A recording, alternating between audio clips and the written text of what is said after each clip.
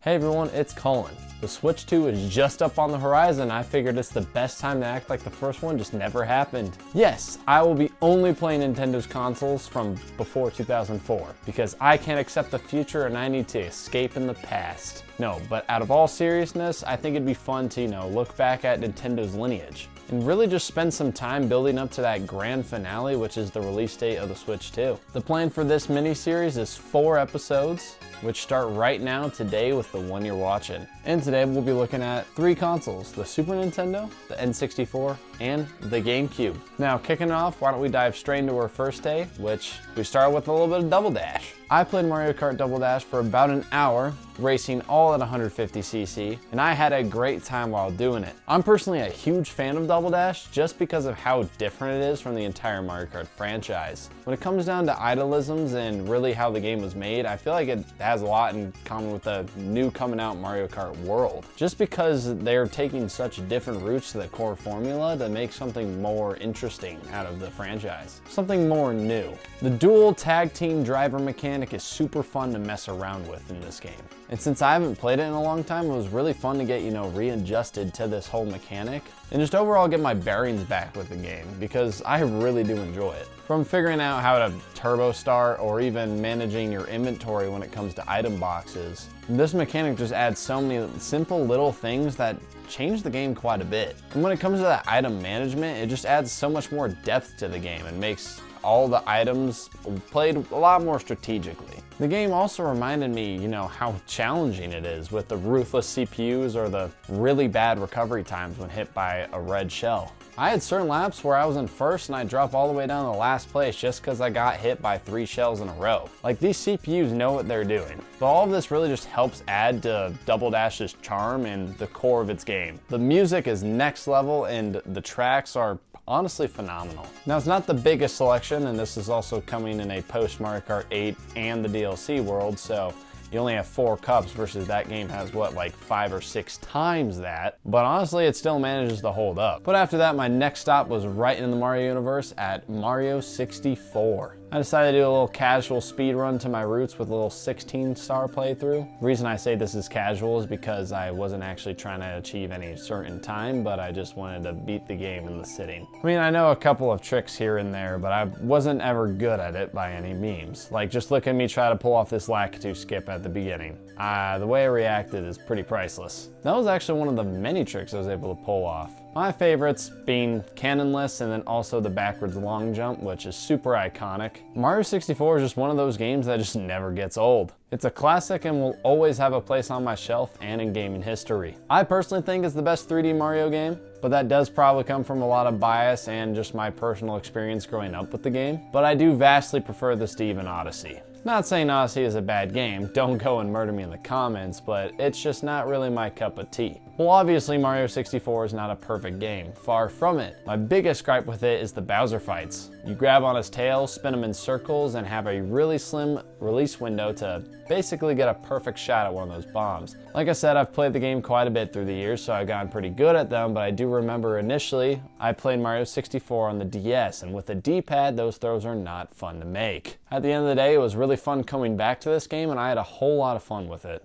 I finished my run in about 45 to 50 minutes and then I headed on to the next game. With this one, I went even further back in time visiting Super Mario World. From 3D back to the 2D, I had a blast side-scrolling, jumping, running, kicking some Goombas in. Now, I didn't spend too long with this game, we're talking maybe 20 to 30 minutes, but that doesn't cut it short from nothing less than amazing. The art style itself carries the game so much, and with seeing it on like a CRT TV, it just really helps that 16-bit color and character pop even more. Although the most notable part of my time with Super Mario World for the day was actually 2 of my viewers stopping by on my stream. They actually stuck there until I ended for the day. So big shout out to Akinas, and yes, Daddy Bezos. But we quickly moved past Mario World and went straight into a very different direction. Here we took a break from the Nintendo specific IPs and actually loaded up some of the great 2000 Spider-Man.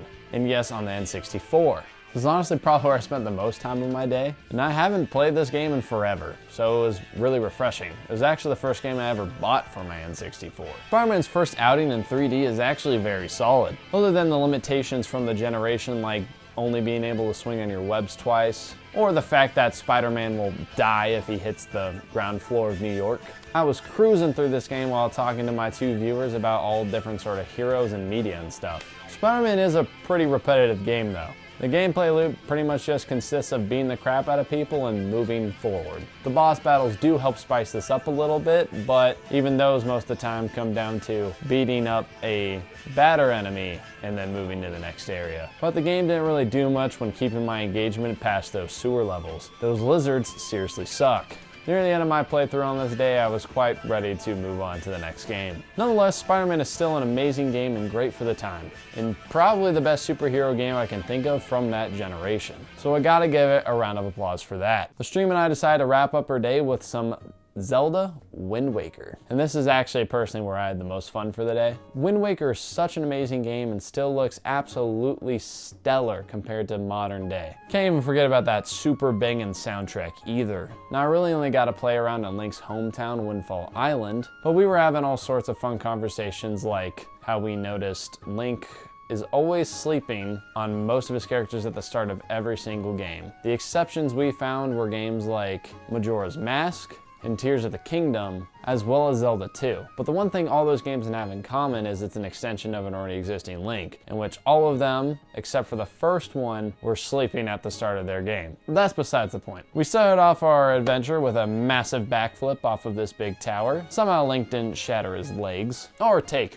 any damage, as a matter of fact. Don't ask me how it's possible, but you know what? We moved on and we threw away our lobster shirt and put on the green tunic, which Link looked absolutely jazzed to do. We stopped by an old man's house, we poked a little fun at his big brain tumor of a head, then ran off to save the day for Tetra. Our sister did get kidnapped though, and she got taken to Forsaken Fortress, so that's where Link decided he was gonna go. This is where our journey did stop for the day, as I had already been playing for 5 hours straight, and I was pretty much wrapped up and ready to be done for the day. So I drove the stream to a close and got all rested up. Now when it comes to streaming, I didn't actually get around to doing it at all in the next week. That was the one day I streamed for this entire time. Found a little hard to work around my work schedule. Going forward, we'll figure out a better system for it. But I did get to play a little bit more of the games here and there. I returned the double dash for a little bit here and there on kind of every other day, just having a little fun playing some Mario Kart when I could for like 20-30 minutes. And I dove back into Wind Waker because I just forgot how much I loved that game. But you know, I did branch off of course in some other classics as well. Now the first up of a bunch is another game that you really just can't avoid if you have an N64.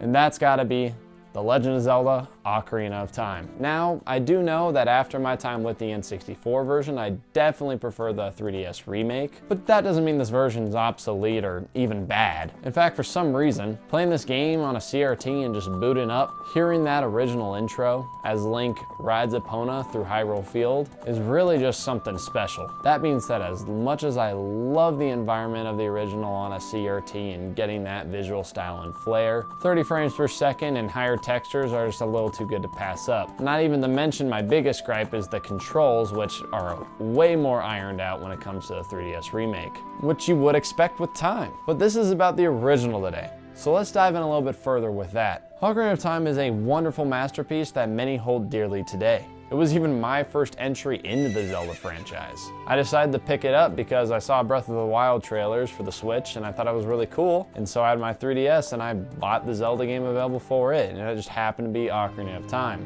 Now, as we know now, Breath of the Wild and Ocarina of Time are very, very different games. But that doesn't take away from either. The dungeon design and world when I was playing through as a kid just really wowed me. I remember playing through it, exploring the fields and towns, and just really finding it unbelievable. The dungeon designs were vast and stellar, and the world itself just felt so lively. And booting it up today on an N64, just getting that kind of nostalgia feel with everything, it just hard not to feel the same way. Ocarina of Time clearly used up a lot of the N64's power, and it's a very impressive feat. And with this whole era of gaming, I haven't done a lot of exploring with, so it's definitely something I need to venture in further, because I'm sure there's other gems that I'm missing that just aren't as obvious as this one. The game I want to dive into most right now from this generation is the original Final Fantasy VII, but I gotta wait for the third part of the remake series to come out so I don't spoil it for myself. So it'll be another few years before I dive into that one. Ocarina of Time has an amazing time mechanic. And in fact, my roommate Gio and I, when I first moved in, we actually played a little bit of Ocarina of Time. And it was really cool being able to share the moment someone went into the Temple of Time and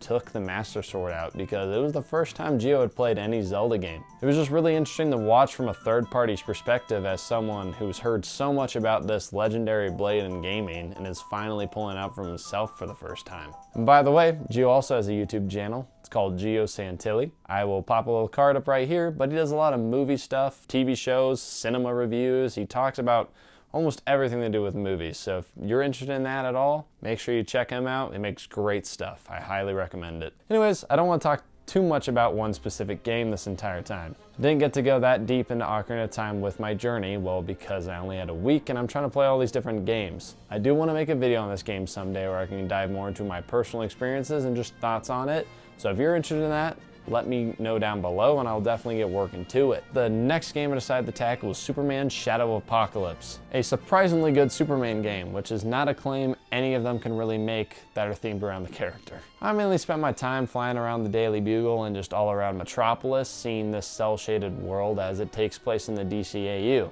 And I mean, can you blame me? Just look at the city. It looks great. It's stellar. And the fact that it takes place in the DCAU, I love the DC animated universe. I can't ever get enough of it, so of course I'm a little biased and I'm gonna love everything about it. I mean, I grew up with this Superman animated series show. I don't really know what you expect me to say.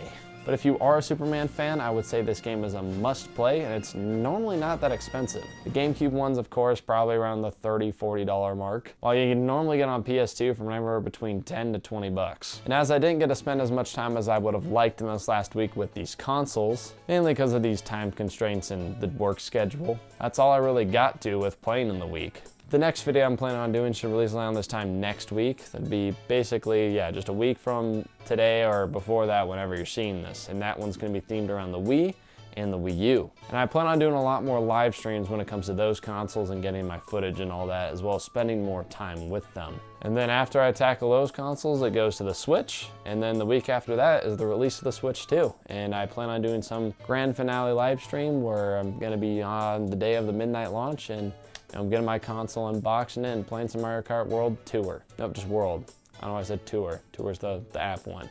Mario Kart World. So if you want to come with me on this journey and even see me while I'm playing these games and have a little bit of conversation, love to have you.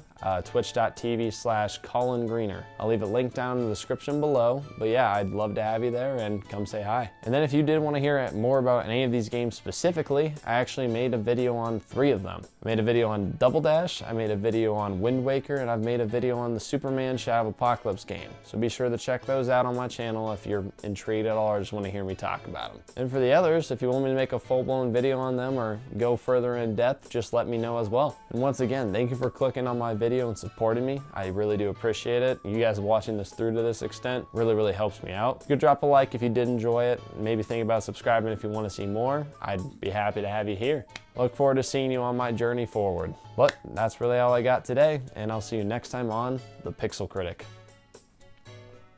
All right. Just gotta thank for getting late and starting game sleeping. Yeah. Backflip. No way I didn't take damage from that. Dude, he did a backflip from 4 stories high.